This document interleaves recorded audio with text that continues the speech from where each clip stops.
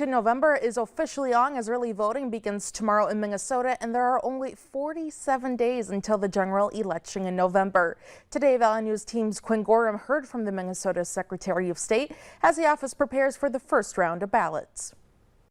Starting Friday, you'll be able to cast your ballot. Early voting is a core part of the election cycle year in and year out in the state of Minnesota, and there are 3 ways you can cast your ballot: early in person, early by mail, or in person on Election Day. Minnesota Secretary of State Steve Simon gave an update on the upcoming election, explaining that precincts across the state are ready for early voting starting Friday.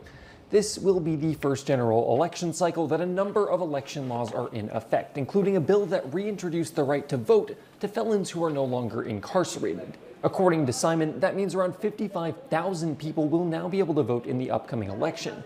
While vote by mail is always an option, Simon warned voters to do it early this year. Ballots need to arrive by 8 p.m. on Election Day, and recent concerns with the U.S. Postal Service could cause some delays. It's not everywhere, and Minnesota has fared better than many places across the country.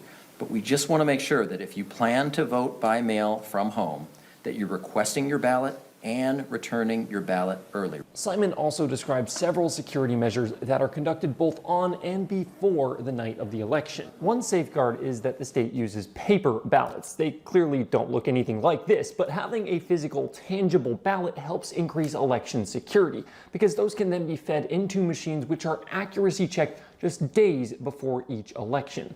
Reporting in St. Paul, I'm Quinn Gorham.